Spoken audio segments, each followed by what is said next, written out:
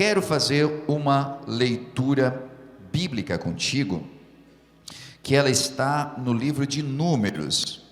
E o livro de Números é um dos livros escritos por Moisés.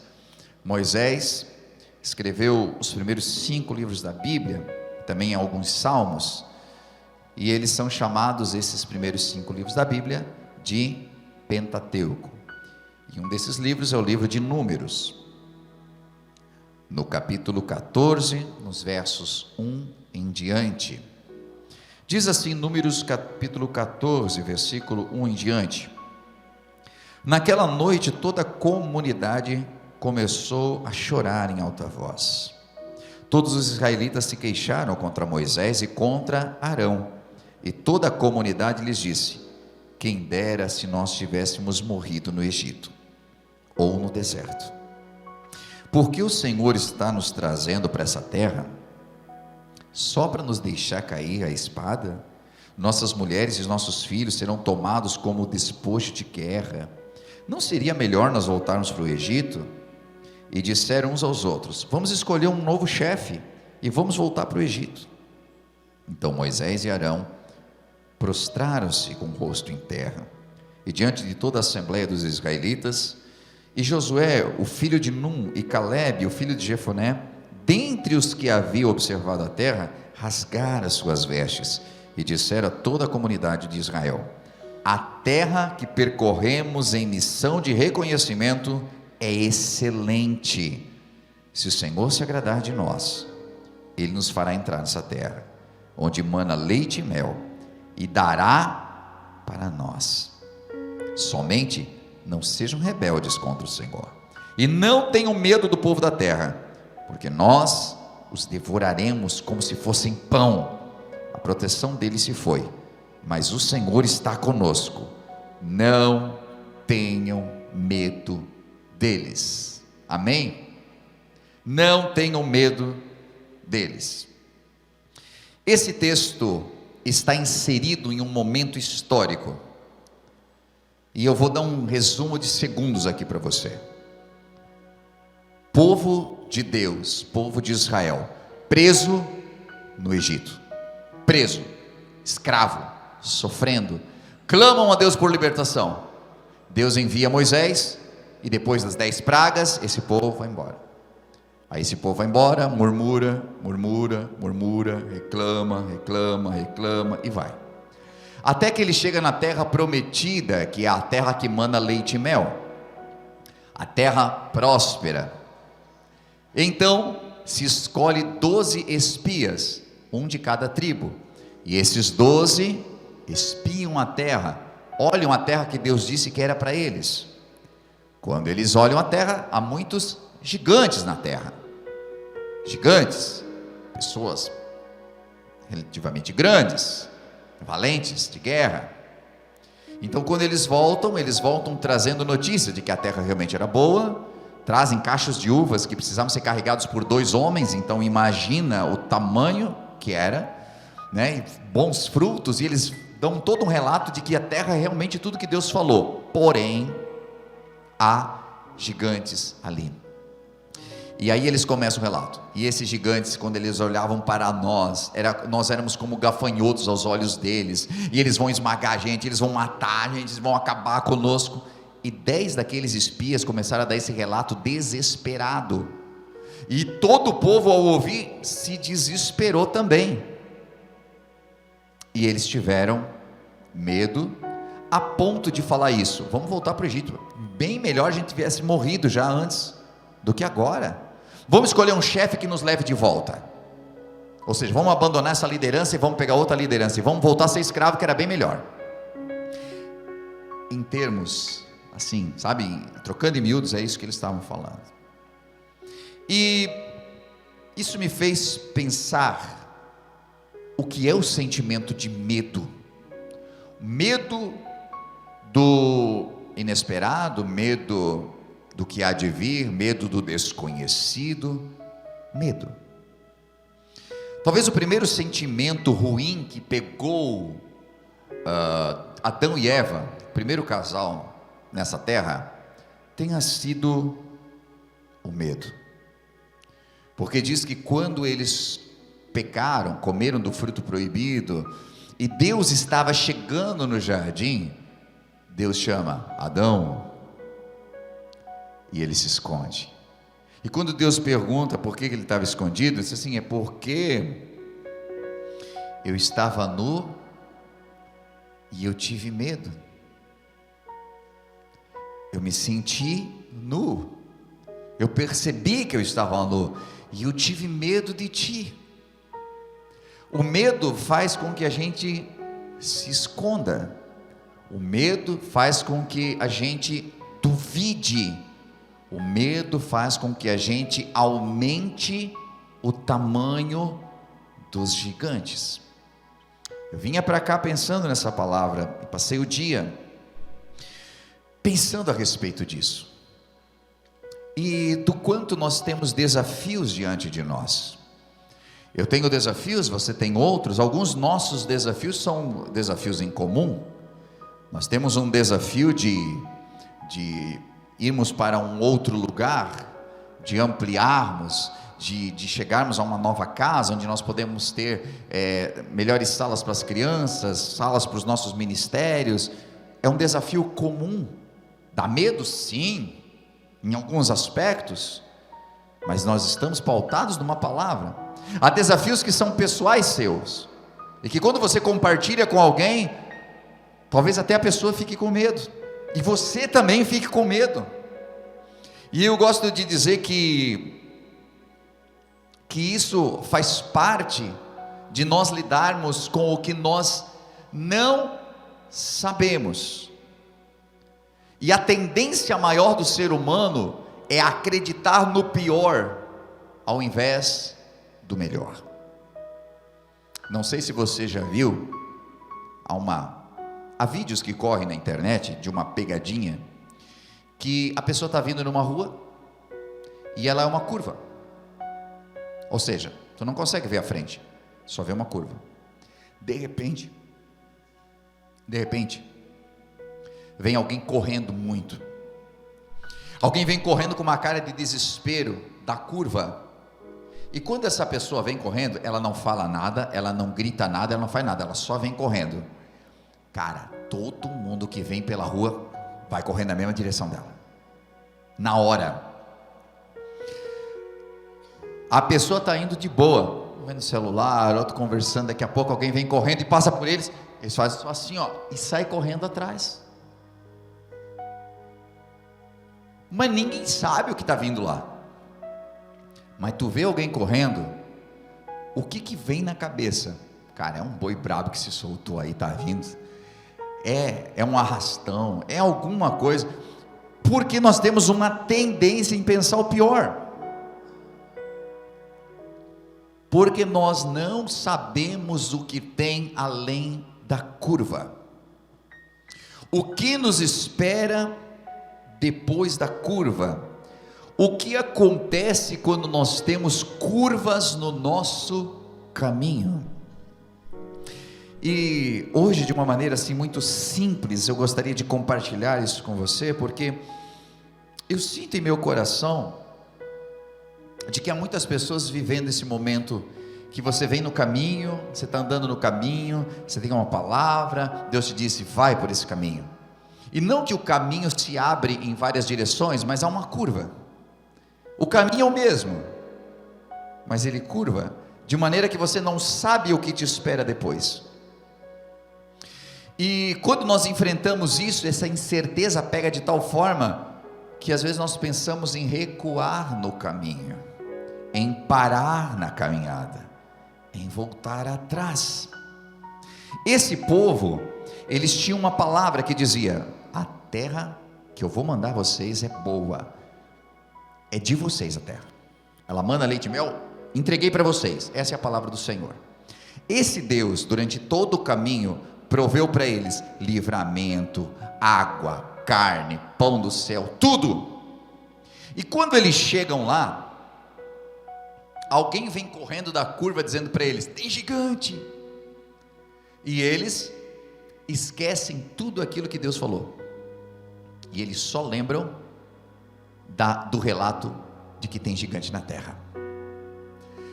toda vez que você passar um problema no seu casamento, vai ter alguém correndo da curva para dizer para você: quando eu passei por isso, meu casamento acabou. Quando você passar um problema na sua empresa, alguém vai vir correndo da curva dizendo para você: eu tive que abrir falência. Alguém sempre vem com um relato ruim, e você fica na expectativa, porque tu também não sabes o que está te esperando lá do outro lado. Então fica naquela: será que eu continuo avançando? Será que eu paro aqui? Será que eu... E grande parte das vezes nós esquecemos por que é que nós estamos no caminho. Você já parou para pensar por que você está nesse caminho?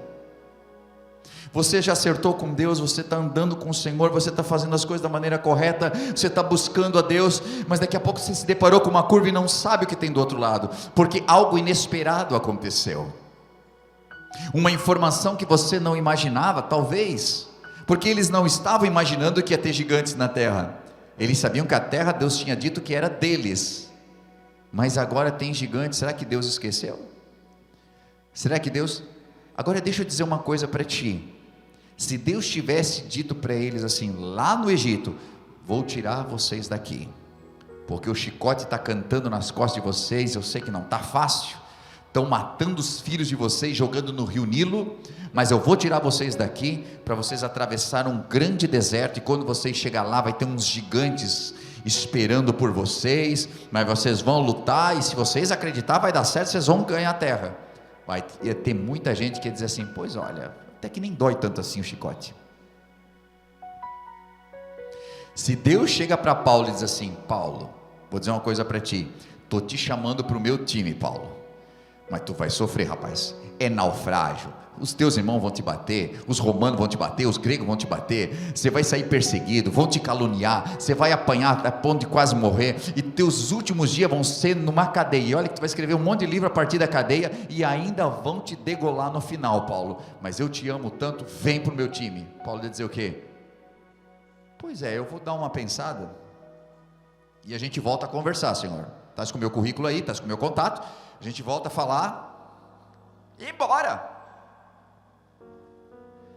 Eu entendo que Deus muitas vezes não fala para nós tudo o que nos espera, porque Ele sabe que nós temos uma dificuldade em lidar com realidade.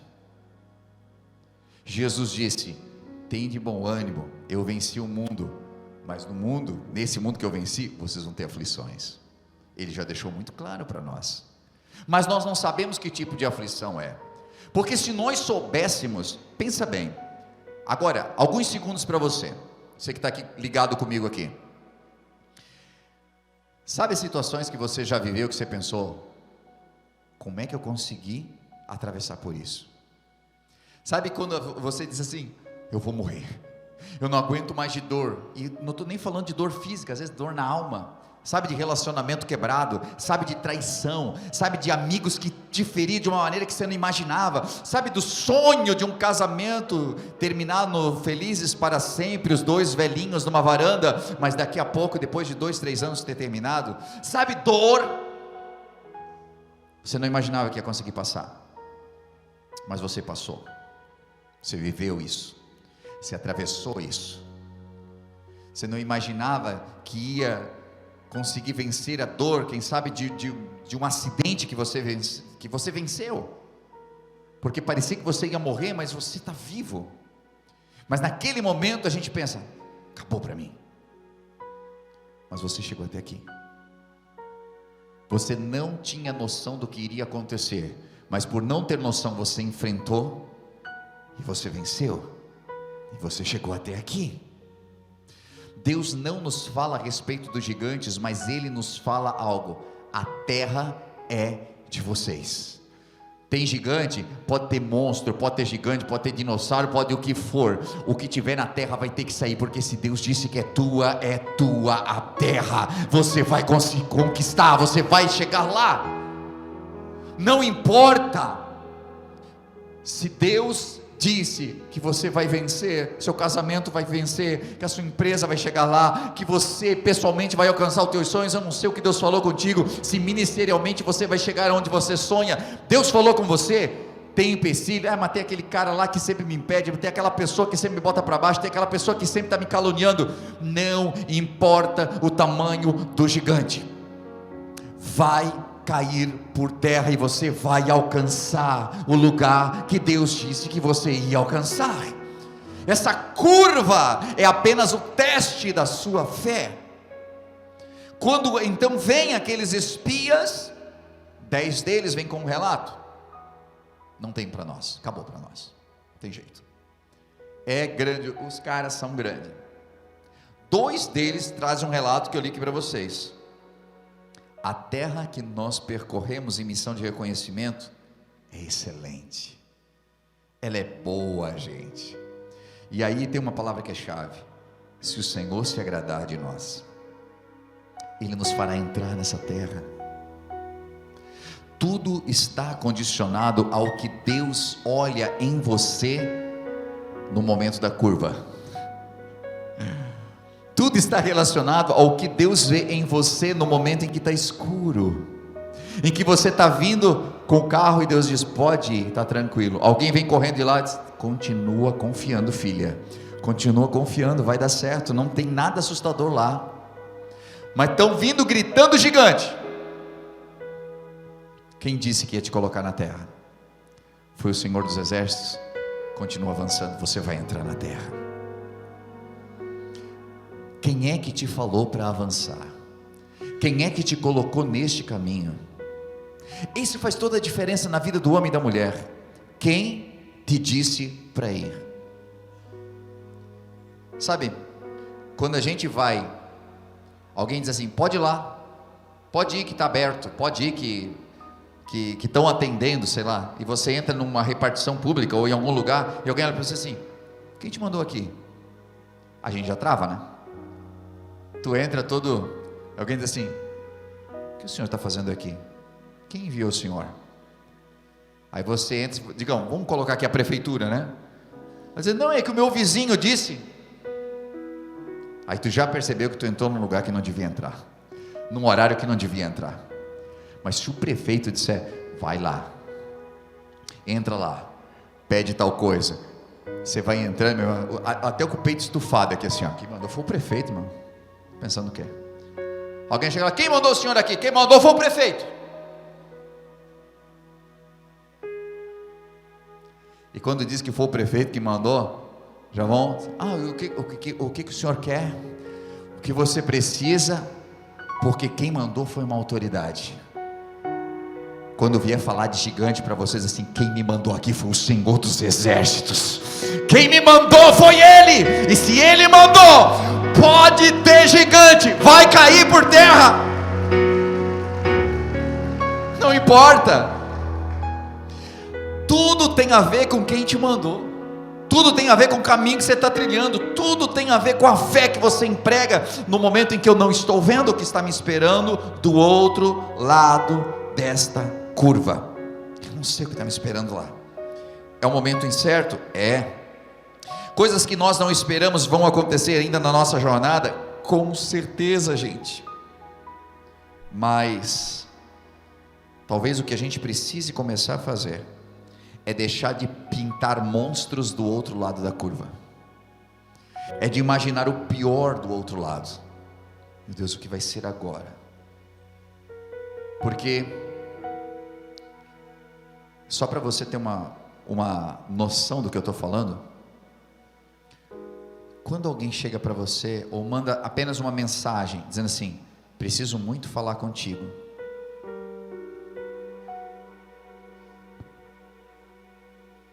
mas o cara, se o teu encarregado mandar isso aí: preciso muito falar contigo, graças a Deus que você pensa assim: cara, vou ser promovido, ainda bem. Mas uma grande parte que não está aqui hoje pensa assim: estou demitido, eu já sabia, eu só estava esperando, né? Esposa mandou uma mensagem para ti assim: nós precisamos conversar. Se tu deu uma pisada na bola, meu irmão, tu já pensa: ai, descobriu. Ainda bem que aqui, só assim, o que será, né? Mas que faz uma revisão aqui, faz, né? Será que deixei alguma coisa por fazer? Será que eu isso? Será que eu aquilo? Será que... né? Porque todas as vezes que é anunciado algo, a primeira tendência que nós temos é imaginar o pior.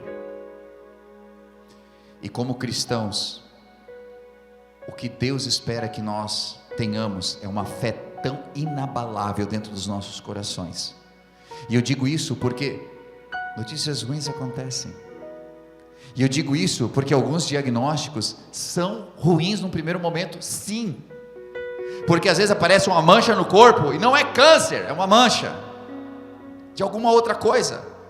E a pessoa diz: minha mãe morreu com esse negócio. Tu entende? E há momentos de que eu não estou nem dizendo para você que é um monstro imaginário. Tem um monstro realmente do outro lado. Davi está andando com a marmitinha para levar para os irmãos. Daqui a pouco ele escuta alguém gritando. Ele dá uma olhada, e era grande, e era um gigante, e era de verdade, e estava todo mundo com medo. Ou seja, depois da curva, o gigante que disseram que ia estar lá, estava. Mas aqui, pastor, e esse aqui, também estavam lá.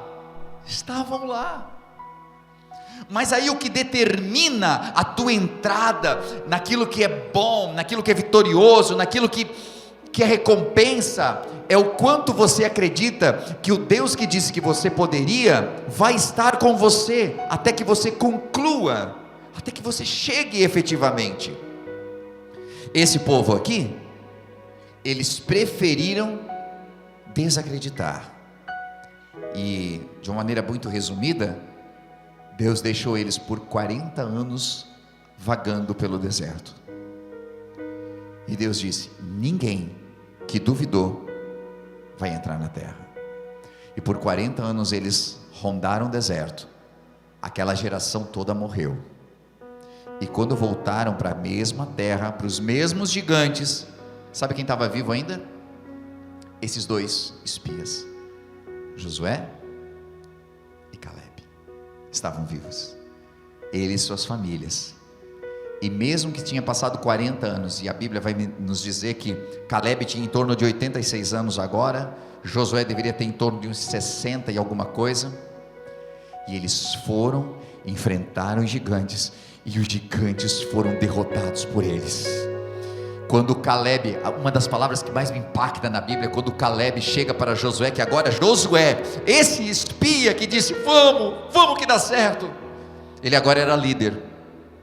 E esse Caleb que estava junto com ele, respeitando a hierarquia, olhou para ele e disse assim: Josué, tu lembra que 40 anos atrás tu lembra que tinha um gigante lá naquela terra que foi dito que era minha? Sim, eu lembro. Posso ir lá? Eu fico imaginando Josué olhando para aquele velhinho de 86 anos. Como é que é? Posso ir lá para botar o gigante para correr? Porque a mesma força que eu tinha 40 anos atrás é a força que eu tenho hoje. Porque a força dele não era do braço, a força dele era da sua fé, e com aquela fé, eles colocaram os gigantes para correr. Sabe o que eu vim aqui dizer para você nessa noite? Não espere passar mais 10 anos para você ser feliz, não espere mais 20 anos para você viver os sonhos de Deus para a sua vida. Acredite hoje que você pode. Se levante como uma guerreira, como um guerreiro, e coloque os gigantes da tua vida para correr. Porque se você acreditar, você não vai precisar ficar esperando uma nova chance, uma nova oportunidade, porque enquanto muitos duvidaram, nem tiveram a oportunidade de voltar e conquistar. Deus está dizendo para você: acredite agora, acredite neste momento, é hoje o dia, é esse o momento. Pastor, mas é que é um negócio que aconteceu e eu acho que eu não vou conseguir. Bem-vindo a ser cristão. A gente sempre é desafiado num nível de pensar que não vai conseguir mesmo, e talvez Deus já permita isso para que a gente entenda de que sozinhos nós não vamos conseguir. E é para a gente sempre lembrar um texto áureo que diz: eu estarei convosco todos os dias, até a consumação dos séculos. Quando você pensar que está sozinha, lembre-se de que Ele está com você, e você não está mais só, e por isso que você não precisa temer. O que será que tem do outro lado da curva? Sozinho, quem sabe eu tenho medo, mas então eu seguro nas mãos daquele que caminha comigo no caminho. Ele está comigo no caminho. Quem me colocou nesse caminho foi Deus. Eu estou andando com Ele. Eu estou na igreja, está difícil, mas eu estou no caminho. Eu estou atravessando essa dificuldade familiar, mas eu estou no caminho. Meu Deus, como é que pode? As coisas estão apertadas na minha vida financeira, mas eu estou no caminho. Estou fazendo aquilo que é certo. Então procure a mão de Deus, segure e vai, porque na hora que você fizer a curva, se tiver gigante, adeus, gigante vai cair, você vai continuar andando. Mas pode ser, e muitas vezes que depois da curva, diferente do que você imaginava, há surpresas agradáveis para você também. Porque nós não falamos isso, nós só contamos muitas vezes as lutas, mas quantas vezes que depois de uma curva do caminho, que depois de um momento em que você nem esperava, a notícia era melhor do que você poderia supor. E aí o teu coração, que estava quase parando de tanta ansiedade, a noite que você passou sem conseguir pregar o olho e dormir, no outro dia era só bênção. Que vontade que a gente tem de voltar atrás. Por que eu me incomodei tanto, né? Precisamos começar a exercitar a nossa fé. Às vezes essa palavra, ela vem como um alento a algumas pessoas que estão vivendo já esse momento. Mas talvez nessa noite de hoje eu esteja pregando uma palavra para alguém que vai atravessar algo. E eu digo isso porque nenhum de nós espera passar por alguma dificuldade. Nós não esperamos topar com algo que nos tire o chão. Nós não imaginamos sofrer algumas coisas, porque enquanto estamos principalmente servindo ao Senhor, a gente tem uma ideia de que estamos isentos de todo o abalo, mas familiares nossos ainda morrem, mas pessoas que amamos ainda nos ferem, pessoas ainda continuam nos decepcionando. E se você acha que você está acima disso, eu te lembro que só somos chamados cristãos porque seguimos a Cristo. E Cristo, apesar de ser a bondade em pessoa, foi negado por seu amigo e foi traído por outro. Caminhava com ele alguém que lhe deu um beijo no rosto, mas não foi um beijo de amizade, foi um beijo para identificar de que ele era Jesus, para que os outros pudessem prendê-lo. Existem alguns beijos que são beijos que traem. Existem alguns abraços que não são verdadeiros. Existem alguns apertos de mão que são mentiras. Existem algumas amizades que não são reais. Mas não é por conta desses pequenos momentos da vida que nós sofremos que nós vamos deixar de acreditar na bondade, na misericórdia, de termos fé e de avançarmos. Apesar de você viver um momento de uma curva que você não sabe o que tem do outro lado, lembre quem andou esse tempo todo com você nesse caminho. Aquele que está contigo no caminho não te abandonará. E eu sei que talvez no momento em que você estiver vivendo isso, você vai lembrar exatamente desta palavra, tão diferente das últimas palavras ministradas aqui, porque Deus está nos fortalecendo, gente. É um momento de uma decisão que você precisa tomar e você está com medo, mas eu não sei o que tem do outro lado, mas eu não sei o que vai acontecer. Quem te mandou ir? Deus? Você tem paz? Foi Ele que mandou? Sim, Ele mandou, mas o que?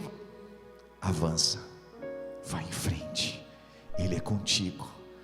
pastor, mas foi meu casamento, eu estou todo doído, porque olha só o que aconteceu, e quantas pessoas que vieram de casamentos disseram que não vai dar certo. Eu estou aqui para dizer, de que 10 espias disseram que não daria certo, enquanto 2 apenas diziam que daria certo. Quem estava certo? 2. A maior parte dos relatos é: larga esse homem, deixa dessa mulher. Eu não perdoava, mas sempre vai haver alguém com uma palavra de Deus para você, dizendo: acredita no teu relacionamento, acredita nesse casamento, acredita que você pode vencer. Mas é só uma pessoa que disse. Às vezes é uma pessoa só que precisa acreditar. E se você acreditar nisso, enquanto todo um Israel estava escondido nos buracos olhando para Golias, uma pessoa acreditou de que era possível aquele gigante cair. Uma pessoa de fé.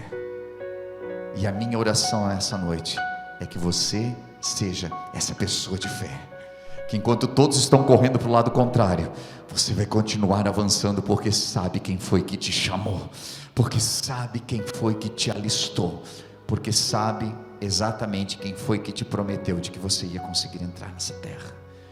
Eu posso fazer uma oração por você? Eu te pergunto. E se você o quiser, coloque-se em pé, por gentileza. Você deve ter ouvido uma mensagem top nesse momento. Acabou de vê-la, falou muito com a tua vida, e quem sabe passou no teu coração: uau, eu quero muito conhecer esse lugar, eu quero muito contribuir com essa obra. E nesse momento você pode fazer isso. Estou passando aqui para dizer de que há várias formas de nós contribuirmos na obra do Senhor, às vezes com nossos talentos, os nossos dons, mas também com a nossa contribuição. Sabe que cada vez que você contribui, seja com teus dízimos ou tuas ofertas, você promove para que o reino de Deus se expanda, para que trabalhos como esse possam chegar a milhares de pessoas, hoje via internet, ou mesmo dentro do ambiente onde nós estamos, aqui na cidade, onde nós temos a The Way Church.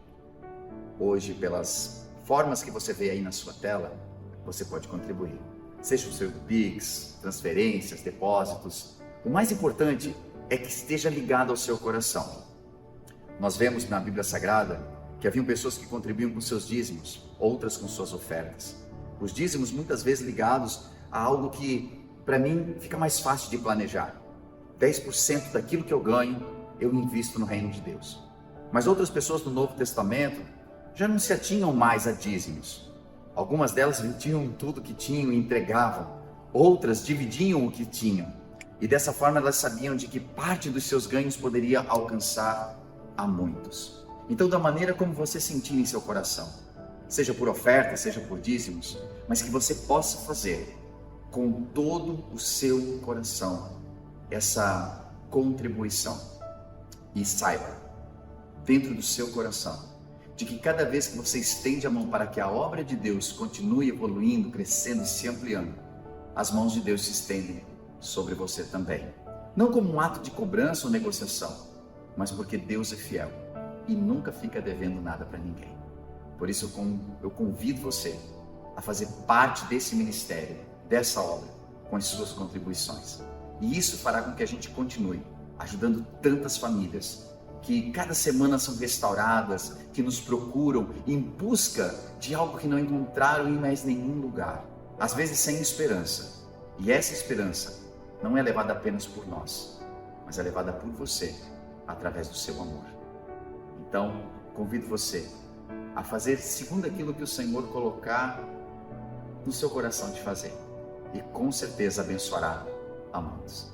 Que Deus abençoe sua vida, continue nos acompanhando pelos canais, que eu tenho certeza que é só o começo do que Deus ainda fará em sua vida e em sua família.